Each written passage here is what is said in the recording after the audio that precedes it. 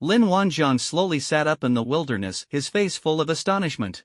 Wasn't he killed by his fiancée? How is he still alive? Where is this? He rubbed his head in chest, where there was still a slight ache, and hurriedly reached into his pocket to find Yuan Jing's phone. When he opened it, he was instantly stunned. The date displayed on the phone was 7:44 a.m. on September 22nd, 38th year of the new era. He was reborn? Moreover, they actually went back to 5 years ago. Lin Wanjian was filled with disbelief, and for a moment he couldn't even remember why he was lying in this wilderness. He examined his body closely for over a minute before suddenly remembering that today was the day his talent awakened. Lin Wanjian was suddenly startled. It was the day his talent awakened. Finally, he remembered why he was lying in the wilderness. He was on his way to the academy to participate in the talent awakening ceremony, but on the way, he was knocked unconscious by someone with a stick for no reason. He remembered that this was the reason he was late before, and he was unable to awaken his talent on the autumn equinox. The Five Elements Academy, where Lin Wanjian studied, was considered a second-rate formal institution. It's 7:46 now, and the college will close at 8 o'clock sharp. The college has extremely strict time management. Any student who is late is prohibited from entering. This means that if you are late, you will miss this opportunity for awakening. This is a matter of life and death. With that thought in mind, Lin Wanjian immediately abandoned all other thoughts, grabbed the backpack beside him, and ran desperately toward the academy. In earlier years, Earth experienced a catastrophe, resulting in the extinction of more than 90% of humanity. To commemorate this catastrophe, humanity designated it as the first year of a new era. After the catastrophe, although some humans survived, their bodies began to slowly mutate. Fortunately, this mutation appears to have had a positive effect. Humanity thus awakened various supernatural abilities, ushering in a new era. The survivors formed different alliances. After decades of development, the Earth has once again undergone tremendous changes. After the new era, people discovered that everyone can awaken a special talent or skill. However, the types and strengths of talents vary. After a long period of research, people have come to the conclusion that talent skills can only be awakened after the age of 16, and 16 is also the optimal age for awakening. Later, it was discovered that the most auspicious day for awakening is September 22nd, which is the autumnal equinox. As for the reason, no one knows. All that is known is that those who awaken on this day are generally stronger. However, ordinary people cannot control when their talents awaken. It depends on fate and luck. To awaken on the exact day of September 22nd, when you turn 16, is as difficult as winning the lottery. Some people's talents awaken automatically as soon as they turn 16, but some people don't wake up until they're 30. While others are already grinding bosses all over the world, he's still stuck in the newbie village. He's practically crying his eyes out. The inability to control the awakening time is indeed a big problem. If this problem can be solved, the overall strength of humanity will be greatly enhanced. To help ordinary people awaken their talents sooner and cope with the perilous world after the cataclysm, because it's not just humans who are mutating, but also animals. Researchers have devoted themselves to developing a method to guide ordinary people to awaken their talents. This research is a groundbreaking breakthrough. Of course, this awakening ceremony consumes enormous resources, and apart from a few powerful individuals, only the Alliance has the capacity to undertake it. From then on, the various academies of the Alliance held an awakening ceremony every year on September 22nd to guide eligible teenagers to awaken their talents. Lin Wanjian missed the awakening on the autumnal equinox when he was 16, which caused him to be almost at the bottom of his class. He missed the awakening ceremony at the academy when he was 16, but he could still wait until he was 17 on September 22nd to awaken, so his talent shouldn't be too bad. But misfortune seems to favor the unfortunate. At the age of 17, his talent awakened on its own on March 21st, the spring equinox. If there are two extremes to awakening, then those who awaken on the spring equinox and those who awaken on the autumn equinox are undoubtedly very different. Those who awaken on the autumnal equinox are all incredibly capable, while those who awaken on the spring equinox are mostly quite incompetent. On the day of the spring equinox, Lin Wanjian awakened a useless skill, increased the favorability of the opposite sex. Whenever someone of the opposite sex sees him, they can't help but feel more favorably towards him. But what the hell is the point? His handsome face doesn't need this skill at all. Although he may be slightly inferior to you gentlemen, he definitely doesn't rely on it. These are not peaceful times. Danger lurks everywhere. To make matters worse, this skill of increasing the favorability of the opposite sex inexplicably brought him a lot of trouble. The female classmates fell for him, which indirectly led to many male classmates being hostile towards him. Even mutated beasts are no exception. Sigh, it's all tears when I talk about it. Every time Lin Wanjian thinks about this, he can't hide his melancholy. His biggest regret in his past life was that he failed to awaken on the autumnal equinox when he was 16. He ran frantically toward the academy, completely ignoring his exhaustion. Lin Wanjian had just been knocked unconscious by a blow to the head, and his mind was still a little fuzzy. He fell several times along the way, and even his handsome face was scratched. However, he didn't care at all. His face was covered in blood and dirt, making him look exceptionally resolute. My heart was pounding, and I could barely breathe. At that moment, he ran into two classmates, Lu Hui and Li Mu, who were chatting and laughing. Upon seeing Lin Wanjiang appear, the two were somewhat surprised and exchanged glances. Lin Wanjiang glanced at them, said nothing, and ran straight towards the academy. These two guys had caused him a lot of trouble in his past life, so this time he was too lazy to give them a friendly look and simply bypassed them. Seeing his classmates again meant he wasn't late, which made him feel a little relieved. Sure enough, he arrived at school at 7:55. "Are you alright, student? Do you need me to take you to the infirmary?" the teacher on duty asked with surprise and concern when she saw his disheveled appearance. "Hee, I'm fine, just a superficial injury. Thank you, teacher." Lin Wanjiang grinned, in a particularly good mood. Even the pain has lessened considerably. Stepping into the long-missed campus, he felt his blood boiling, perhaps because he had run too vigorously just now. Lin Wanjiang suddenly vomited. The other students all cast strange glances at them. He didn't care at all, although his vision was a little blurry. He grinned. "We made it." At that moment, a beautiful figure appeared in front of him. "It's her." Lin Wanjiang's smile froze for a moment. Yan Rushuang, that is, his fiancée in his previous life. "Lin Wanjiang, are you alright?" Yan Rushuang approached, her tone calm but with a hint of concern. Lin Wanjiang looked at her with a complicated expression. It's hard to connect the innocent young girl in front of me with the naive and scheming girl 5 years later. Yan Rushuang was the goddess he had been pursuing relentlessly. Humans are strange creatures. The harder something is to obtain, the more attached they become to it. Logically, his awakened ability to increase favorability with the opposite sex should have been enough to easily win over Yan Rushuang, but that was not the case. She seemed more interested in her war beast. She awakened the beast taming skill, and the battle beasts she chose were all male, such as mutated teddy bears. Yan Rushuang kept him hanging on, more concerned about the balance in his bank account than about him as a person. They called it helping him with financial planning. Finally, in the last year, Yan Rushuang took the initiative to approach him and agreed to be with him. She naturally became his fiancée, but she never admitted it to outsiders, nor did she allow him to announce it publicly. This is a minor matter. After all, girls are easily embarrassed and need time to adjust. Yan Rushuang frankly admitted that she likes battle beasts. With his talent and skills, Lin Wanjiang braved life and death dangers to obtain several powerful mutated beasts for Yan Rushuang. To this end, he almost exhausted all the inheritance his grandfather had left him. When Yan Rushuang learned that Lin Wanjiang had spent all his savings on buying a war beast, she fell silent. The next day, she told him directly that they were not compatible and that she had decided to break up. The reason was that she wanted a male war beast, but Lin Wanjiang brought back a female one. Then, Yan Rushuang left with the war beast that Lin Wanjiang had obtained for her. The departure was swift and decisive, without the slightest hesitation. Lin Wanjiang then seemed to wake up from his dream. A man without money is worse than a dog. Love is worthless in the face of money. He met Yan Rushuang again when she walked into the hotel with a richly dressed young man. Lin Wanjiang wanted to expose this hypocrite and bring that man to his senses so he wouldn't repeat his mistakes. As soon as he kicked the door open, the man was startled and then became furious. He knocked Lin Wanjiang to the ground with a single punch. Lin Wanjiang didn't even have time to say a word before he was beaten senseless. "Brother, at least let me say something." "Bro, I'm doing this for your own good." The man was clearly a fighter. Lin Wanjiang was no match for him. Yan Rushuang needs a war beast, but she can't just cheat men out of their money and sex. In the end, Yan Rushuang didn't want Lin Wanjiang to have a chance to speak, so she took matters into her own hands and made him wake up severely injured. As Lin Wanjiang gradually regained consciousness, he shook his head, his eyes turning cold, even carrying a hint of killing intent. "This is none of your business. Get out of here." After saying that, he looked away, too lazy to look at her again. Every glance made him feel disgusted. If this weren't an academy, he would have killed Yan Rushuang long ago, ridding the vast number of male compatriots of this scourge. Yan Rushuang was taken aback by Lin Wanjiang's sudden indifference and unfamiliarity. In the past, whenever she took the initiative to talk to Lin Wanjiang, the latter would always fawn over him and try to please him. What's going on this time? Has Lin Wanjiang taken the wrong medicine? How dare he look at her like that? That's incredibly audacious. Although in her heart, Lin Wanjiang was just a handsome guy with a little money who was a backup option, she could not tolerate him looking at her like that. Time passes by every second. Lin Wanjiang's attitude made her feel a little out of control. That feeling was extremely uncomfortable. "Humph, Lin Wanjiang, what kind of attitude is this? You think you can pursue me with that attitude?" Yan Rushuang said, pretending to be angry. In the past, whenever she showed the slightest displeasure, Lin Wanjiang would always come over eagerly to coax her. She thought this time would be no exception. Unexpectedly, Lin Wanjiang didn't even look at her, his words icy. "I used to have bad eyesight, but I'm not blind anymore. Go find your teddy bear." Yan Rushuang's heart tightened. Did Lin Wanjiang know the secret that she had always kept him as a backup option? Impossible. Impossible. Her boyfriend isn't at the college, so Lin Wanjian couldn't possibly know. Although Lin Wanjian wasn't exactly a tycoon, his grandfather had left him an inheritance, making him somewhat of a wealthy young man. He has no siblings to share this money, yet he's still desperately chasing after her. That's why Yan Rushuang tries every means to keep Lin Wanjian hanging on a cash cow that can be used anytime, anywhere. Lin Wanjian also put in a lot of effort to please Yan Rushuang. It can be said that apart from her fair skin, everything about Yan Rushuang is thanks to Lin Wanjiang. Wanjiang,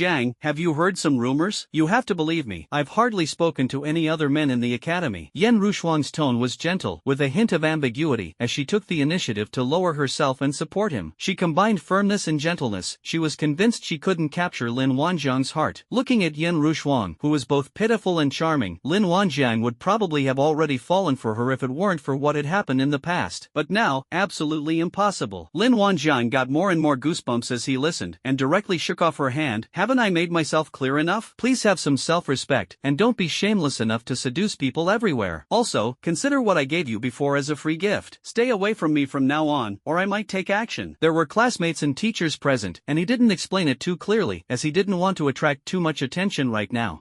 If it's not in the academy, then what about outside the academy? Lin Wanjian felt more and more disgusted the more he thought about it. Yan Rushuang pointed at Lin Wanjiang in anger, speechless for a moment. This script wasn't supposed to be like this at all. Why has Lin Wanjiang suddenly changed his personality today, becoming so unreasonable? Lin Wanjiang, I've really given you face. Quickly, immediately, apologize to me, or don't come looking for me again. Yan Rushuang pouted and turned her head away. With this move, she felt very confident, certain that the sycophant would obediently bow his head. Get out of here and stop making a scene. Now, when he looked at the White Lotus again, he thought it was just SOSO. I really don't know how I went blind before. However, Yan Rushuang trembled with anger. I'm really angry this time, and I won't be appeased without 100,000 yuan crystals. Roll. Lin Wanjiang didn't bother to look at her again and coldly shouted. Fine, Lin Wanjiang, since you say so, then don't come looking for me again. Yan Rushuang said, tears welling in her eyes, as she turned and left. He looked extremely aggrieved. As Lin Wanjiang watched her departing figure, the gloom in his heart dissipated. He had thought that seeing Yan Rushuang again would evoke strong feelings in him, but that was not the case. When Yan Rushuang reappeared before him, he was mostly indifferent, but mixed with disgust. It was the sense of security that money brought him that made him feel more at ease. From today onwards, he has decided to seal his heart and lock away his love. He'll get angry if anyone tries to flirt with him again. Women will only slow him down. Of course, it will also affect the thickness of his estate. Although the commotion was small, it still attracted the attention of passing students who pointed and whispered, look, another emotional debt. Men still need to love themselves. He drank so much and then came to the academy to throw up. Don't tell me, isn't that Yan Rushuang? No wonder she's drunk like this. Yan Rushuang, the class beauty of class 3? That's right, I heard there's a love-struck guy in class 3. Looks like it's him. A group of onlookers started discussing it animatedly. Lin Wanjiang heard these words clearly. He was slightly lost in thought. Of course, he wasn't lost in thought about the content of those words, but rather that he felt his five senses seemed to have become much more acute than before. It seems that his mental strength and five senses have been enhanced after being reborn. Is this for real? Just as he was engrossed in his thoughts, the announcement over the loudspeaker on the playground interrupted him. Students participating in the Talent Awakening activity, please assemble on the playground. Passers-by quickly turned their attention away from Lin Wanjiang. Awakening ceremonies are always a guarantee of grabbing headlines. Before long, the already bustling square became even more noisy. Those who participated in the awakening and those who came to watch gradually arrived at the scene. The obese middle-aged principal delivered what he considered an inspiring speech. After all, the atmosphere at the scene was indeed quite lively. About half an hour later, this year's Talent Awakening ceremony officially began. A cheer erupted across the playground, and the atmosphere became electric. The overweight middle-aged principal looked at the energetic face and nodded with satisfaction, clearly quite proud of his speech. A Talent Awakening device has already been set up in the center of the playground. Participants simply need to stand on the device, drop a drop of blood into it, and then wait quietly for the device to guide them. The final awakening results will be displayed on a large screen. There are absolutely no privacy leaks here, because innate skills will eventually need to be registered with the Academy and the Alliance, which is equivalent to registering information about superpowers. In an era where everyone possesses superpowers, the Alliance must have detailed information to effectively manage its members. This helps maintain the stability of the Alliance and also facilitates data collection and resource allocation. Therefore, the talents and skills of the students on the day of their awakening are all public knowledge. You think you can hide your talent? Are you kidding me? Are you trying to do something bad? Unless you awaken to this truth privately, there's no need to demonstrate it in public. Even if they awaken to this on their own, they must report it proactively, otherwise, the consequences could be quite different if law enforcement officers from the Alliance find out. On the playground, young faces were eager to try. Young people, if they can show off in public today, they will definitely have priority in choosing a partner in the future. The vast majority of those participating in this Talent Awakening event were third-year students, with only a very small number of fourth-year students. The 5 Elements Academy has 5 grades, each with 10 classes, and each class has about 50 students. Therefore, the total number of students participating in this Talent Awakening event is approximately 500. The number of people is still quite large. Soon, the first student stepped onto the stage. He gently pricked his finger with a needle, dripping a drop of blood into the instrument. Then, the instrument emitted a soft blue light, which slowly enveloped the student. The blue light moved up and down, as if it carried a mysterious magic, drawing ordinary people to awaken. According to blood analysis, everyone's talents are unique. The student appeared somewhat nervous, with his eyes tightly closed. But judging from his expression, he seemed to be enjoying the process. This also helped the slightly nervous trainees relax a bit. Half a minute later, 2 lines of text lit up on the instrument's large screen. Talent awakening successfully. Awakening skill. Fire attribute mastery. Wow, it's a fire type skill. Awesome, that's an area of effect skill. The students on the playground started discussing it. The college teachers and leaders standing nearby nodded silently, clearly recognizing it as a fairly good attribute skill. The students on stage flashed 2 rows of bright white teeth, clearly overjoyed. He couldn't resist showing off and tried to conjure a fireball, but the fire was too intense and ignited his hair. Yo yo yo! He quickly withdrew the fireball and extinguished the flames above his head. It almost turned into tragedy. He eventually left the stage in a disheveled state, but everyone just smiled and showed no malice. After all, who would dare to easily laugh at others? What if their awakened skills were worse than others? Wouldn't that be a slap in the face? He set a good example for everyone. Lin Wanjiang clenched his fists, both expectant and excited. Whether or not we can defy fate depends entirely on the awakening of our talents today. Immediately afterward, after the second student performed some actions, 2 lines of text appeared on the screen. Talent awakening successfully. Awakening skill. Flight. The word flight struck the hearts of everyone present like a heavy hammer. Flying skills are extremely rare. It's no exaggeration to say that they are 1 in a million. Out of 10,000 people, perhaps only 1 will awaken the skill of flight. In everyone's mind, countless alpacas galloped by. What kind of incredible luck is this? Fortunately, the second student was a girl, and she was quite pretty, so the others barely managed to restrain themselves from running up and beating her up. Lin Wanjiang also swallowed hard. He remembered that Yi Chen, one of the top 10 experts in the Huaxia Alliance in his previous life, had the talent skill of flight. Flying skills are indeed something to be envied and resented. The number of suitors for a female student who can fly is expected to increase exponentially. Lin Xiyin, fly, someone shouted from the crowd. Let's fly, let's fly. The male trainees below also joined in the commotion, but the girl was quite low-key and immediately walked off the stage with her head down. Seeing this, everyone had no choice but to give up and continue to wait for their awakening. I'm a little itchy to see her fly in person. I'll just have to find another opportunity later. The third place is still held by a female student. Talent awakening successfully. Awakening skill. Water attribute mastery. Another skill with the 5 elements attribute. The fact that 3 people have awakened incredibly powerful skills in a row suggests that the awakened skills on September 22nd, the day of awakening, will likely be quite good. The trainees below were all very excited, their expectations rising even higher. The better your performance on stage, the greater the probability of awakening a good skill next. Who could remain calm and composed when they thought about standing on that stage themselves? The 4th place winner was a burly male student. Talent awakening successfully. Awakening skill. Earth attribute mastery. The awakening ceremony continues, with a variety of skills emerging, all of which are incredibly exciting. So far, 99 trainees have been awakened, and not one of them has performed poorly in terms of skills. The college leaders were overjoyed. These students were undoubtedly the college's most valuable talents. The more powerful their awakened skills, the brighter the future of the academy. The 100th trainee stepped onto the awakening device, just like everyone else before him. What? Talent awakening successfully. Awakening skill. Immortality. The once bustling playground suddenly fell silent. The obese middle-aged principal suddenly stood up, and the water glass in his hand fell to the ground with a clatter, the sound unusually crisp. Many people rubbed their eyes, wondering if they were seeing things. However, this is indeed an immortal body. Lin Wanjiang stared at the divine skill on the stage, and his whole body couldn't help but tremble. This is simply divine skill. Unexpectedly, someone from a second-rate academy like 5 Elements Academy has awakened a divine skill. This is undoubtedly big news. Although he had heard of people who had awakened immortality in his previous life, the shock of witnessing it with his own eyes was beyond words. If the skill of flight is 1 in 10,000, 1,000, then the skill of immortality is 1 in a million. No, that description isn't quite accurate enough. If Lin Wanjiang remembers correctly, to date, only one person in the entire Huaxia Alliance has awakened the immortal body skill. That person was none other than Lin Xiangtian, the highest leader of the Huaxia Alliance. Immortality, the dream and pursuit of countless emperors throughout history. This is absolutely a bug level, god tier skill. It is also recognized as the #1 divine skill. After the initial shock, the crowd erupted in excitement. The scene lasted for several minutes before gradually calming down. Having awakened the immortal body, Su Yan quickly rose to fame within the Five Elements Academy. He will likely become famous throughout the league in the near future. It can be said that the immortality skill brought this awakening ceremony to its climax. Next, it was Lin Wanjiang's class's turn to undergo the awakening process. However, everyone was still not fully recovered from the shock they had just experienced.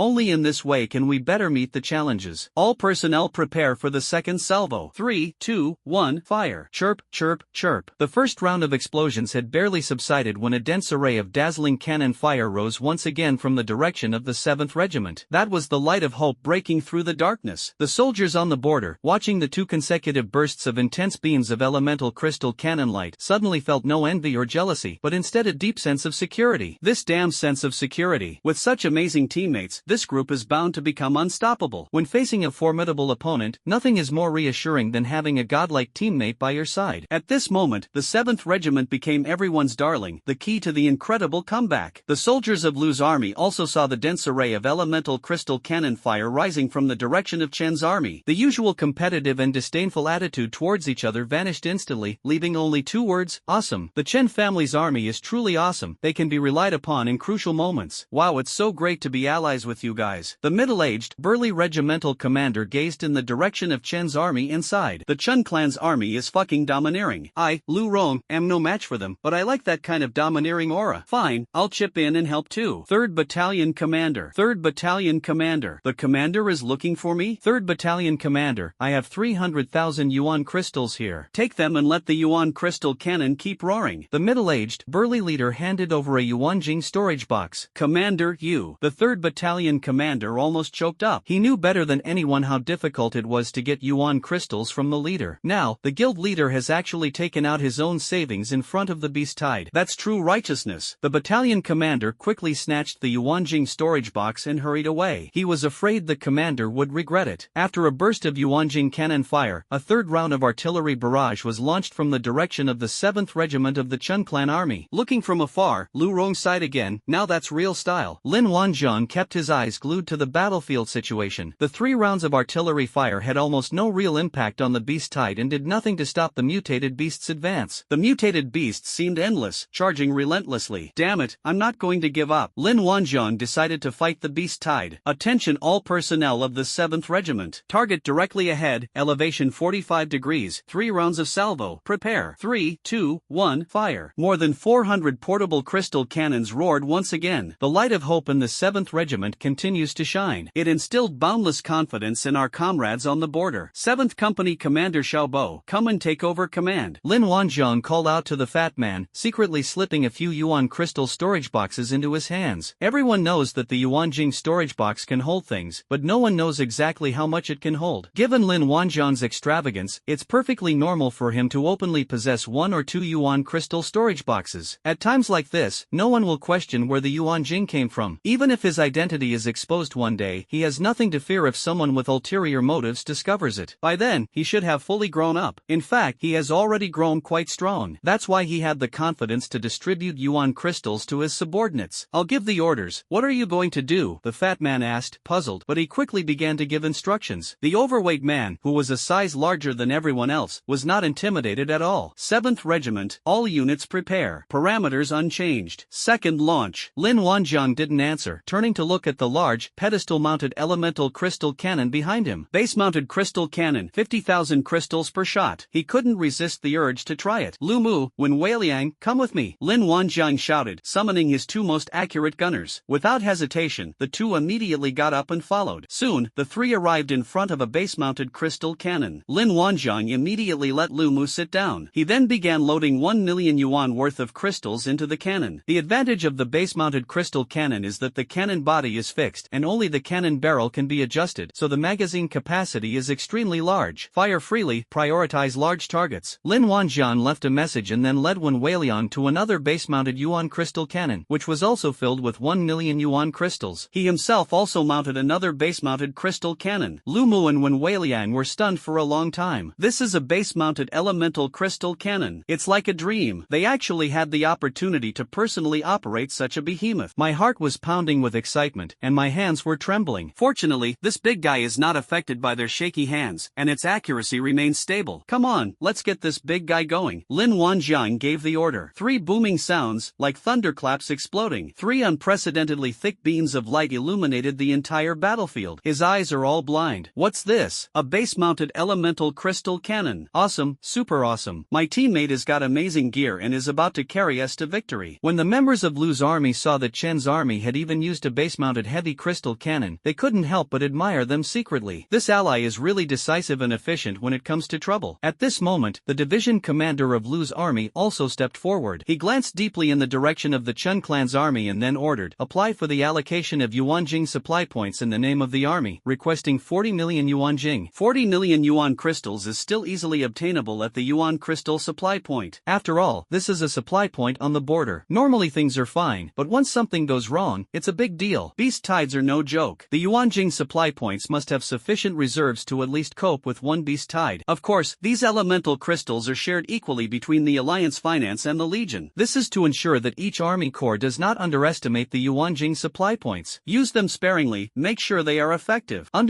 After all, half of your Legion's yuan crystals are in here. In fact, the initial supply points for Yuanjing were fully funded by the Alliance's finances. But later I found that human nature is hard to change. People don't care at all when they spend crystals that aren't in their own pockets. Once, during a small-scale beast tide, several legions emptied all the elemental crystals from the supply points, staging an elemental crystal artillery show. The resulting waste was too much for the League's top management to bear. Therefore, the current system was changed. The Yuanjing supply points must be borne equally by the Alliance Finance and the Legion. This also effectively prevents waste. The fact that Lu's army applied for 40 million yuan in crystals means that they have to make up 20 million yuan in crystals themselves. On the Chun army's side, Division Commander Chen also issued the same order. It's already a beast tide. He can't pretend to be deaf and dumb anymore. There's no reason for the 7th Regiment to bear the cost of Yuanjing alone. And what did he just see? They've even used base-mounted crystal cannons. The 7th Regiment is demonstrating its resolve with concrete actions. His men had already given it their all, and as the leader of the corps, he had to step up now. Outyan, this time I'll let your 7th Regiment completely transform. Your 6th uncle will back you up. Commander Chen said in a low voice, gazing into the distance. He boldly applied to his superiors for 2 small goals, 200 million yuan in crystals. This kind of courage is not something you see everywhere. If Lin Wanjian knew, he would definitely say, thank you so much, big brother. Finally, I don't have to copy so many copies that my hands are sore. The vanguard of the beast tide has already approached the city walls, and it is estimated that in another 2 or 3 minutes, they will engage in close combat with the humans. Lin Wanjiang and his 2 companions operated the heavy crystal cannon, firing 4 or 5 shots in succession, and gradually mastered the aiming techniques. That's the adaptability of a great gunner. Master one method, and you will master all methods. The principles are all pretty much the same. 2 minutes later, Chen Outyan has finally shown his true colors. He brought people to deliver the Yuanjing. These are elemental crystals obtained from the supply point. Lin Wanjiang, 200 million crystals, I want you to lead the artillery regiment out. Chen Outyan said to Lin Wanjiang solemnly, but he had no intention of taking over command. Instead, he acted like a hands-off manager and simply turned and left. Although Lin Wanjiang was not short of Yuanjing, since the leader had taken the initiative to send it, he should take it seriously. So he gathered 8 outstanding gunners from the 6th and 7th companies. After briefly sharing my experience with heavy artillery, I sent them straight into battle to fire. He then began to take charge of the overall situation. Now that Boss Chen has entrusted the man to him, he can go all out and take a gamble. 10 pedestal-mounted heavy artillery pieces roared incessantly. 10 enormous beams of light shot into the beast horde, instantly melting large swaths of mutated beasts and temporarily creating a vacuum zone. The soldiers on the border were greatly encouraged by this scene. Our artillery firepower is overwhelming. At this moment, a powerful energy beam also erupted from the direction of Lu's army. The Lu clan's Yuanjing has arrived. Further away, other legions also unleashed powerful energy beams. Other corps also began to launch a full-scale attack. At this moment, humanity's advantage finally became apparent. There's a reason why the border has remained impregnable for so many years. Brave soldiers guard the the nation's borders, and heavy weapons deter all sides. The roar of the pedestal-mounted heavy crystal cannon resounded through the sky, and its effects were immediate. The beast tide has become noticeably thinner. Some of the mutated beasts even began to panic and become agitated. However, the beast tide did not recede, and endless mutated beasts continued to swarm in. Human soldiers have already engaged in close combat with the vanguard of the beast tide. The mutated beasts will show no mercy. Other corps have already begun to suffer casualties. However, the mutated beasts on Chen's side could not get even a step closer to the city wall. Especially in front of the 7th Regiment, vacuum zones appeared time and again. Lin Wanjiang commanded the 7th Regiment to implement alternating fire coverage, cooperating with other soldiers to forcefully repel wave after wave of mutated beasts. Commander Chen couldn't help but exclaim that the Yuan crystals were well spent.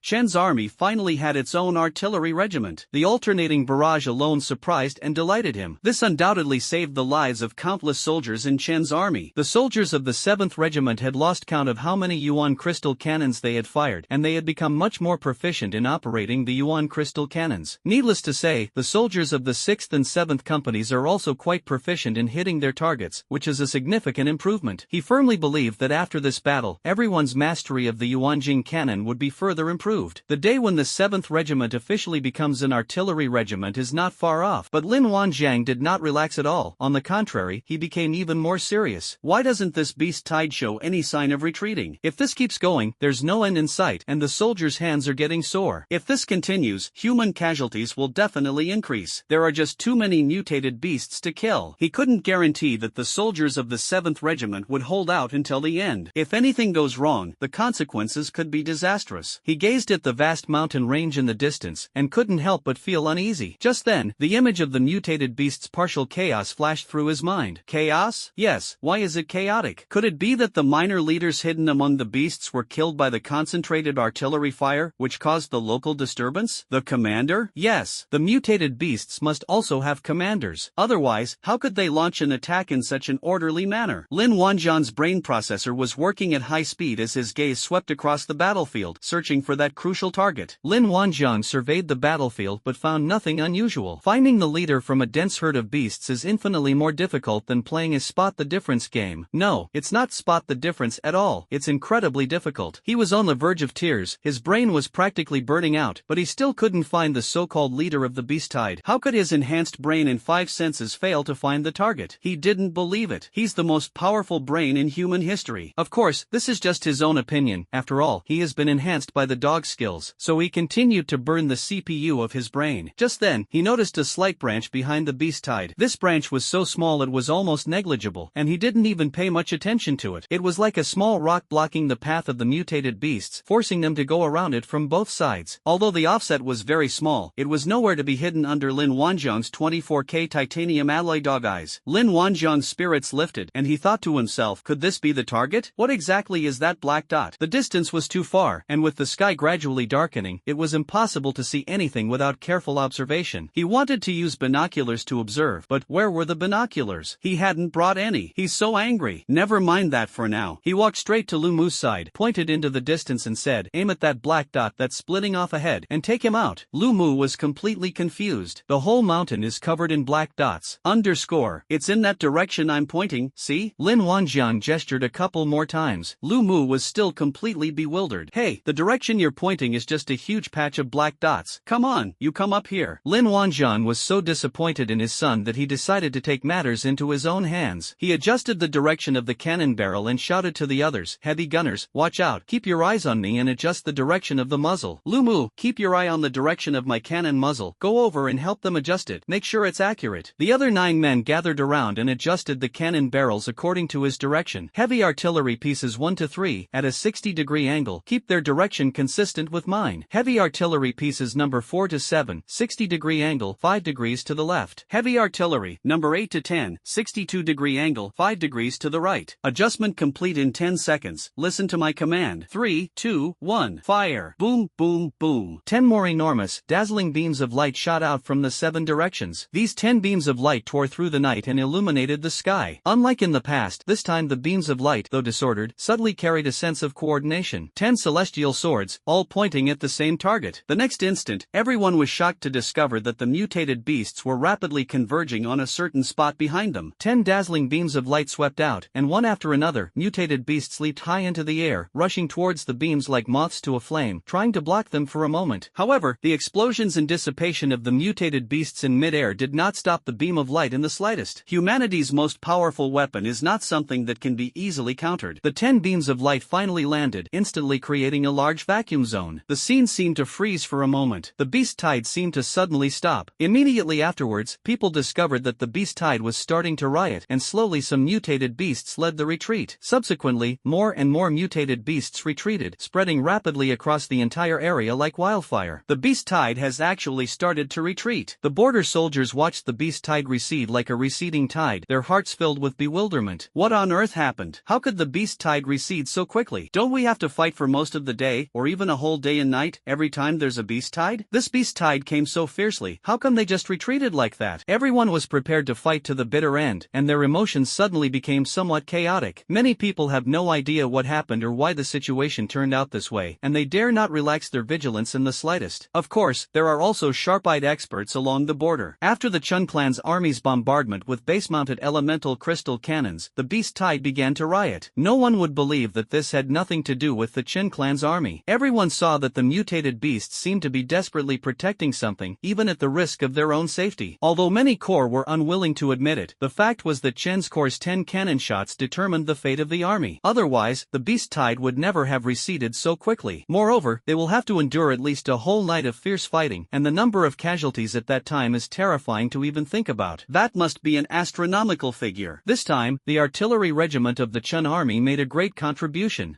Commander Chen watched the beast tide recede, his mouth stretching to his ears with laughter. Chen Outyan stared blankly in the direction of their 7th regiment, then looked in the direction the beast tide had retreated. For a moment, he could hardly believe that it was their 7th regiment that had accomplished such a great feat. Lin Wanjiang jumped down from the Yuanjing cannon platform and let out a long breath. I never expected that my judgment would be completely correct. Moreover, luck also plays a significant role. If the 11 of them had even slight miscoordination, they wouldn't have achieved such a result. Furthermore, if the attack misses, it might enrage the leader of the beast horde, leading to a stalemate that could last until the very end. Lin Wanjiang had already considered these risks, but he had no choice but to do it. There are no perfect solutions. The battlefield is ever-changing, so just go for it. Lin Wanjiang smiled at everyone and said, "You did a great job. Everyone gets an extra chicken leg tonight." Lu Mu and his men were stunned for a moment before they suddenly realized that they had just done something big. Sigma, degree winky face. They actually managed to drive back the beast tide? Lin Wanjiang stepped forward and surveyed the members of the 7th regiment. Everyone seemed to be in good spirits, except their hands were trembling slightly. Now that the battle is over, he has to say a few words, give a summary, and go all out with the performance. Do you know what big thing you did tonight? You successfully thwarted 48 charges by the mutated beasts, greatly protecting our comrades in the Chun clan army. You have fulfilled the role that the artillery regiment should play. You are all qualified gunners. Remember this feeling, and do a good review after the battle. You're not far from becoming excellent gunners. The 7th regiment will rise because of you. Lin Wanjiang's motivational speech inspired the soldiers of the 7th regiment. He also understood that it was essential to boost everyone's confidence after the war. He believed that with confidence, these young men would be able to fire more accurately. Lin Wanjiang gazed at the vast horde of mutated beasts in the distance and sighed inwardly, what a pity. If only we could capture a few more mutated beasts. Actually, he had just had the fleeting thought of going out to catch the mutated beast, but that danger was far too great. Moreover, acting rashly at this time could easily result in friendly fire. The beast tide is no joke. Even if he were immortal, he wouldn't dare risk his life. Just then, Chen Outyan reappeared, carrying a small animal in each hand. This is a mutated pangolin? Lin Wanjiang, come quickly and tame these beasts to become your masters. I've caught 2 mutated pangolins, which will save us a lot of spirit crystals. Chen Outyan waved the mutated pangolin in his hand as if presenting a treasure. Wow, boss, you're awesome. How did you catch it? Wasn't this thing almost extinct before the beginning of time? Lin Wanjiang exclaimed in surprise. What excited him even more was that these 2 pangolins actually possessed 2 new skills. Lin Wanjiang didn't need Chen Outyan to say anything more. He had already rushed forward and snatched the 2 mutated beasts. Armor condensation, skill successfully copied. Toxin immunity, skill successfully copied. Seeing his expression, Chen Outyan couldn't help but laugh. Ugh, don't even mention it. Those 2 guys even managed to drill through the city wall. If they get in a few more times, the city wall will probably collapse. Luckily, I caught them as soon as they showed their heads. I've thought about it, and these mutated beasts are quite rare, so I spared their lives. Why don't you try to tame them? Chen Outyan was very satisfied with Lin Wanjiang's Wanjiang's performance at this moment. He even started to think about Lin Wanjiang's feelings regarding these mutated beasts. Even at such a critical moment with the beast tied, Chen Outyan was still concerned about whether these mutated beasts would be of any use to Lin Wanjiang. Lin Wanjiang almost wanted to give this leader a 5-star review. He was just lamenting that he hadn't been able to catch many mutated beasts, but unexpectedly, Chen Outyan sent him two. Just as I was still half asleep, my boss thoughtfully handed me a pillow. Moreover, they were two endangered mutated pangolins. More importantly, these two pangolins also possess quite impressive skills. Oh, asterisk greater than over equal to less than over equal to. Lin Wanjiang couldn't stop smiling. The skill toxin immunity, while not particularly useful for Lin Wanjiang, does make up for some of his weaknesses. He possesses the ability of immortality and healing, so poison cannot harm him at all, unless it's a neurotoxin that could turn him into a vegetable or cause brain paralysis. He also knew that although his physical body might not die, his mental state might not be able to withstand it. If we were to pinpoint his current weakness, it would likely be in his mental state. The only ways to harm him on a psychological level are through poison and psychological attacks. As for mental attacks, he now has the mind control skill, and his mental strength is constantly increasing, so he's not particularly afraid. Therefore, for the time being, the only thing that can truly cause him mental harm is psychological poison. This toxin immunity feature perfectly fills this gap. As for armor condensation, that's incredibly powerful. Lin Wanjiang gently touched them and was surprised to find that the two mutated pangolins were covered with a thin, transparent layer of scales. If he hadn't seen through the skill and his mind hadn't involuntarily connected it to the armor, he would never have noticed the special features of this mutated pangolin. At least Chen Outyan didn't notice. If this thin, transparent layer were discovered, it would probably only be mistaken for the keratinous layer of the mutated pangolin's scales. But Lin Wanjiang was certain that these were not the scales of the pangolin itself. This is very likely an armor formed by the pangolin using its skills. Moreover, both pangolins had it. It seems that the armor condensation skill can also help others condense armor. Lin Wanjiang had planned to try it right away, but the timing was clearly not right, so he had no choice but to control the two pangolins and make them recognize him as their master. "Thank you, Commander," Lin Wanjiang said with a smile. He appreciated their kindness and naturally kept it in mind. Chen Outyan waved his hand. "You've done a great job this time. The division commander just specifically praised our 7th Regiment. He's very satisfied. Everyone, you've worked hard. Hee. Is there any reward?" When Lin Wanjiang heard that the top leader was satisfied, he knew that the status of the 7th Regiment would be very different this time. "Reward? What other reward do you want? We gave you 200 million crystals just for training your troops. That should be enough for you, right?" Chen Outyan glanced at Lin Wanjiang. "When you report, include the money you advanced yourself and deduct it from that 200 million yuan. Chen Outyan reminded him in a low voice. This is clearly an expression of pity for Lin Wanjiang's family fortune. Even if you have money, you shouldn't spend it recklessly. Indeed, the amount of yuan crystals that Lin Wanjiang has personally invested in these past few days is probably already astronomical. The beast tide just happened to be there, which created an opportunity for this to happen. This will provide an opportunity for the Alliance's finances and the legions to share some of the expenses. Chen Outyan is blatantly instigating his subordinates to falsify accounts, but Lin Wanjiang likes it. Although he had no shortage of yuan crystals, Chen Outyan's style of doing things suited his taste perfectly. Of course, Commander Chen was probably also involved in this matter. Sure enough, as long as you have value, leaders will turn a blind eye to many things. They might even help you get benefits. After giving the soldiers of the 7th Regiment some encouragement, Chen Outyan left. After the beast tide, there are still many things to deal with. The mutated beasts have retreated, but we must not let our guard down. The mountains of mutated beast corpses and fragments piled up outside the city walls still need to be cleared away. Otherwise, if they are allowed to rot, they will easily breed various germs, threatening the health of border soldiers. The beast tide has just subsided. At least no mutated beasts will approach tonight. Soldiers from other regiments came out of the city walls and began clearing the battlefield. However, the 7th Regiment did not receive such an order. Clearly, they received special treatment. "Fatty, go out and help out. Your Earth attribute mastery skill will come in handy. Go bury those mutated beast corpses," Lin Wanjiang said to Xiao Bo beside him. Earth attribute mastery is an extremely rare skill. There are very few people in the entire Qin clan army who possess this skill. Having more people to help is certainly a good thing. "Don't you know I get tired easily? I'm exhausted." Xiao Bo plopped down on the ground. "Don't worry about being tired. Hurry up and go. I'll take care of you in the 7th Company from now on." "Really? What are you saying? I'm not the kind of person who covets spirit crystals. Let me tell you, I mainly want to help others." As soon as Xiao Bo finished speaking, he stood up and turned to walk down the city wall. Lin Wanjiang didn't intend to sit idly by either, and was prepared to take the initiative to help. His 7th Regiment can't really be treated specially, otherwise it will easily arouse the jealousy loyalty of other regiments. He didn't bring anyone else with him, mainly because the other people's skills wouldn't be of much help. Should we send Lu Mu to produce animal feed? Or send Wen Weiliang to roast wild boar?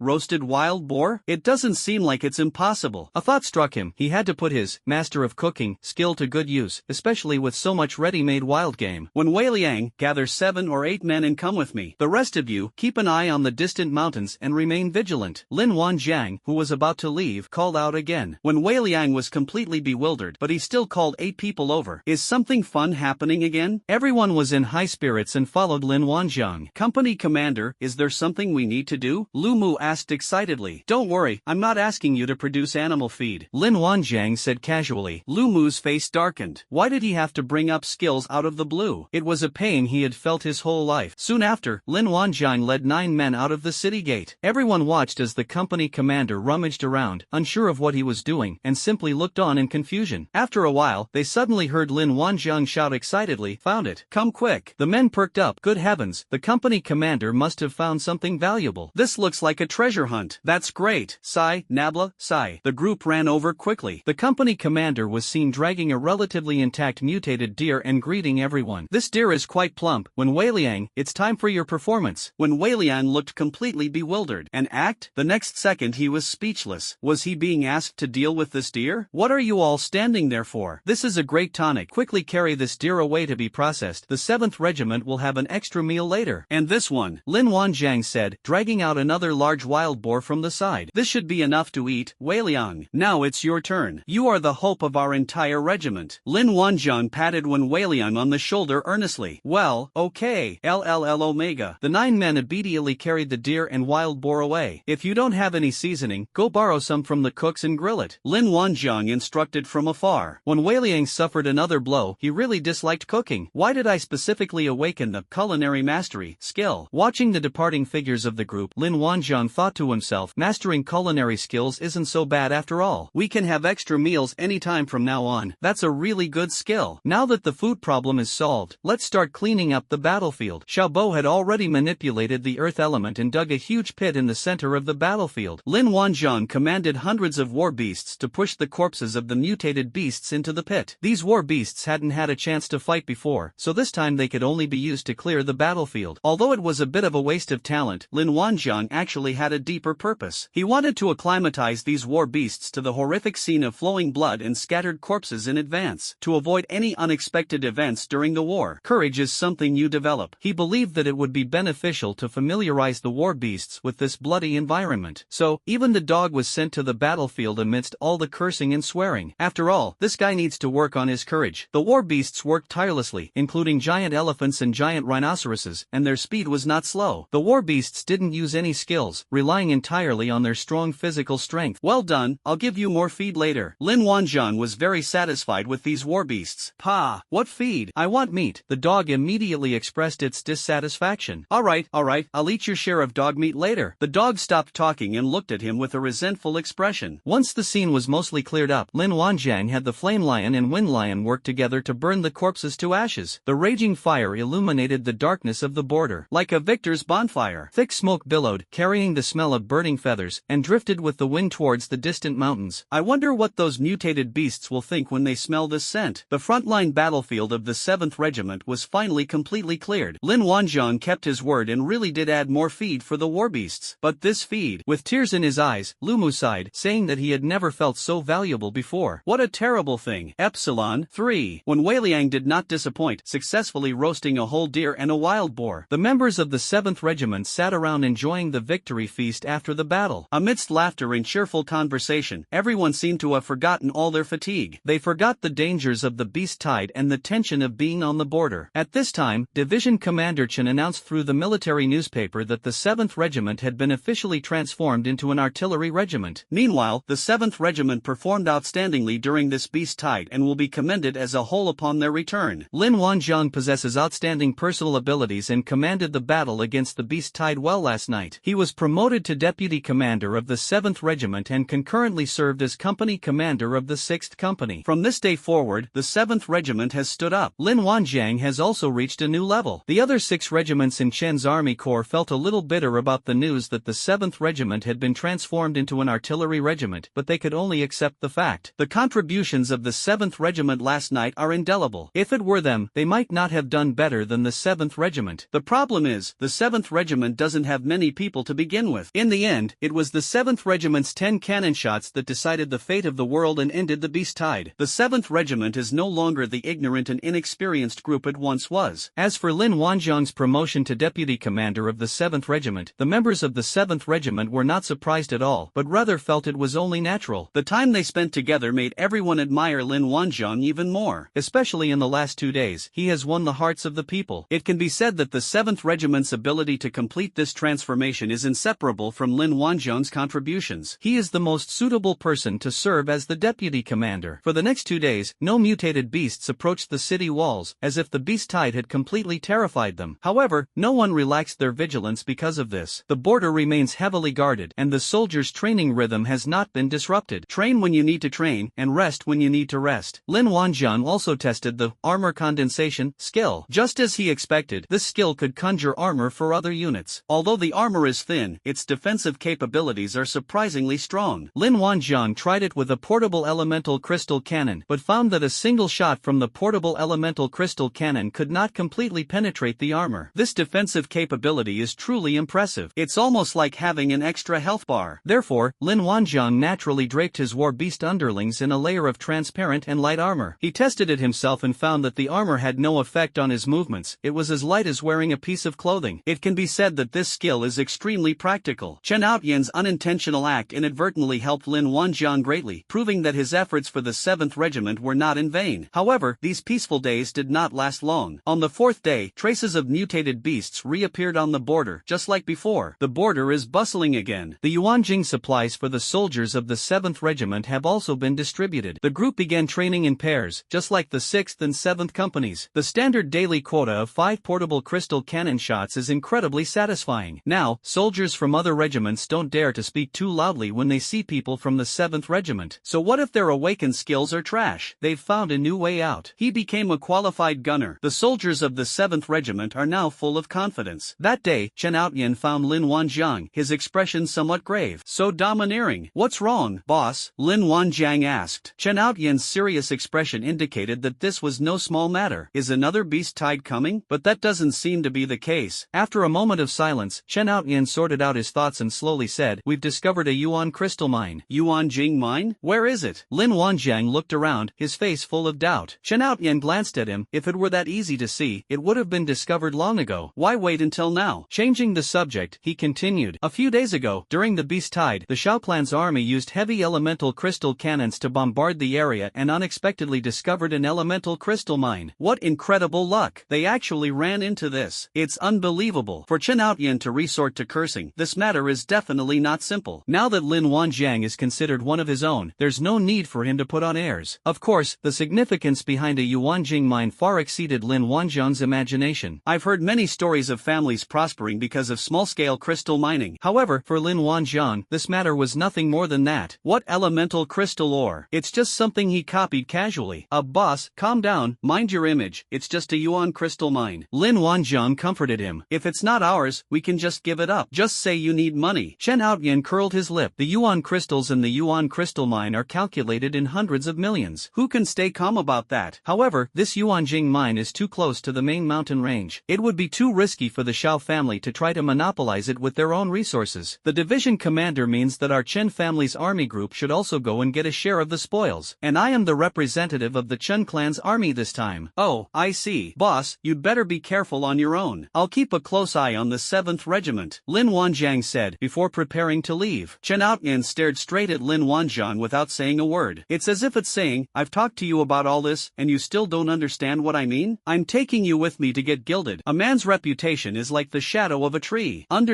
Look at my little eyes. Are you scared? Lin Wanzhang felt a little uneasy under the stare, but he pretended to be calm and asked, "You're not asking me to come along, are you?" But he really isn't interested in Yuanjing. He's even planning to find an opportunity to capture mutated beasts. Okay, boss, you tell me, I'll listen to you. Lin Wanzhang simply admitted defeat. I plan to take 2 companies with me this time. Do you have any suggestions? Chen Outyan asked for advice. If we're talking about 2 companies, then let's go with the 6th and 7th companies. Lin Wanzhang answered without hesitation. He and Xiaobo were in charge of the 6th and 7th companies, and Xiaobo often came to him for advice. The 7th company began learning cultivation methods a month ago, and most soldiers have reached level 1. Although the awakened skills are not very good, the physical attributes are not bad. They are at least somewhat better than the soldiers in other companies. The main reason is that we've spent a lot of time together, we're familiar with each other, and it's easy for us to work together. Alright, the 6th and 7th companies it is. Go back and make the arrangements. Bring your men to me in half an hour, Chen Outyan said, then turned and left. Damn it, he's addicted to being a hands-off boss. Of course, Lin Wanjiang also understood Chen Outyan's good intentions. Lin Wanjiang had just taken office and needed to interact more with the soldiers to establish his authority. Chen Outyan's hands-off approach actually helped Lin Wanjiang grow faster. Lin Wanjiang went back to make arrangements for the next steps. With Xiaobo and soldiers from the 6th and 7th companies, Lin Wanjiang found Chen Outyan. His adorable war beast minions weren't left out either. After all, Lumu went with them, so there was no one left to take charge of producing feed. Jiang, what are we doing? Why are we being so secretive? Xiaobo asked in a low voice. Lin Wanjiang glanced at Chen Outyan. Boss, can you tell me about the action plan? Chen Outyan nodded. Lin Wanjiang then revealed the whole story. Everyone was incredibly excited when they heard that it was about Yuanjing mines. Damn it, these guys have never seen a Yuanjing mine before in their entire lives. By the way, Fatty, are you related to the Xiao family? Lin Wanjiang asked. Xiaobo seemed to remember it a little vaguely. There's some connection, but that's all from my grandfather's generation. For our generation, there's absolutely no connection. Xiaobo scoffed. That's related. Tell me about it. Lin Wanjiang immediately perked up. My grandfather was probably the cousin of the old man from the Xiao family, right? I heard him talk about me a few times when I was a child, but we've hardly had any contact since. Oh my, we're cousins. You'll have to put in a good word for us this time. Stop kidding me, cousins? I've never even seen what they look like. There are hundreds or thousands of cousins like me, and we're not even related. Don't make fun of me. Xiaobo rolled his eyes. Sigh, what a pity. You almost soared to great heights. Lin Wanjiang clicked his tongue. After several generations, there's really no family affection left. Moreover, Xiaobo's grandfather had already severed ties with the other party back then, and by Xiaobo's generation, they were practically strangers. This relationship is completely useless. The Xiao clan's defense zone was to the east of the Lu clan's army, and this time they had to pass through the Lu clan's army. Although the number of people was small, their presence was quite significant. This was all caused by his beast minions. The sight of a war elephant and a giant rhinoceros alone is enough to intimidate people. The higher-ups have probably already given instructions. They were not stopped when they passed through Lu's army's defense zone. However, there were quite a few surprised looks. The beast tamers of the Chun clan's army are that powerful? Indeed, this is quite a show. Why didn't we see their war beasts being deployed the past few days? Are you stupid? The beast tide is coming in a huge wave. Wouldn't sending your war beasts out to their deaths be suicide? Lin Wanjiang and his group ignored everyone's stares and continued walking forward on their own. Hey, Outyan, let's go together. At this moment, a rough voice came from the side. Lin Wanjiang looked over upon hearing the voice and saw a middle-aged man with a full beard, followed by more than 500 people. Chen Outyan smiled and said, "It's Commander Lu Rong. Are you going over there too?" He pointed in the direction of Zhao's army. "That's right, I don't want to go, but that old guy upstairs insisted I go," Lu Rong said, his face full of dissatisfaction. Lin Wanjiang was completely confused. This guy is really determined. The old guy he was referring to must be the division commander of Lu's army. We can't afford to mess with them. We really can't afford to mess with them. Since we're going the same way, let's go together. Chen Outyan didn't refuse. In fact, Lu Rong had already approached with his men as if they were old friends. "Brother Outyan, I didn't expect your Qin clan's army to have beast tamers. I also brought a beast tamer with me this time. What a coincidence." Lu Rong looked excitedly at the war beast behind him. No one objected. Chen Outyan didn't say much, just gave a simple reply. Lu Rong seemed to have anticipated Chen Outyan's attitude and wisely refrained from pressing him further. After all, they belong to different military units, and although they are allies, competition is inevitable. There are some things they might not tell you even if you ask. Lu Rong only glanced at the war beast a few times before changing the subject. "Hey, Brother Outyan, your Qin clan's army is awesome. You even have an artillery battalion." Chen Outyan was speechless. "Brother, it's an artillery regiment, we're just a small group." "Yes, your Lu clan army is no less impressive," Chen Outyan replied succinctly as always. He didn't want to talk to this guy at all. Walking quietly was the best approach. Why bother talking? Lu Rong seemed used to Chen Outyan's personality and continued talking nonstop. "I see your men are all carrying portable Yuan crystal cannons. Could it be your battalion?" Chen Outyan corrected with a dark face. "That's right. My 7th regiment is now an artillery regiment." "Oh, so it was Brother Outyan who led these soldiers." "I knew it. No one else had the ability to lead an artillery battalion," Lu Rong said, as if he already knew. Chen Outyan really wanted to slap him. "What, you look down on our 7th regiment? regiment for having fewer people? It's an artillery regiment. Lin Wanjiang whispered in addition. Lu Rong, however, sternly retorted, "What's wrong, kid? You think I can't count? Aren't those 400 plus men an artillery battalion? Forget it, artillery battalion it is." Lin Wanjiang was too lazy to argue with this guy any further. Talking to this kind of hothead is a real headache. At this moment, Chen Outyen introduced Lin Wanjiang. "This is Lin Wanjiang, the deputy commander of my 7th regiment." Lu Rong then looked Lin Wanjiang up and down again. "Not bad, young man. Becoming a deputy regimental commander at such a young age, your future is limitless." As he spoke, Lu Rong took the initiative to extend his hand and shake hands with Lin Wanjiang. "He's quite good-looking, really good-looking," Lu Rong commented casually. Lin Wanjiang was speechless. What exactly does good-looking mean? Does being good-looking guarantee you can become a deputy regimental commander? If you don't know how to compliment someone, then don't just say whatever comes to mind. He rose to his position entirely through his abilities, and it has absolutely nothing to do with his looks. Sigma. Lu Rong's awakened skill is fire attribute mastery. Lin Wanjiang immediately wondered if this person who was proficient in fire attribute was not very bright. Just then, someone came running over angrily and shouted, "Hey you, who's the beast tamer? Are you even in charge?" Lu Rong glanced at the newcomer and said, "Can't you have some manners? Speak slower." Lin Wanjiang couldn't believe that Lu Rong would say such a thing. Lu Rong introduced,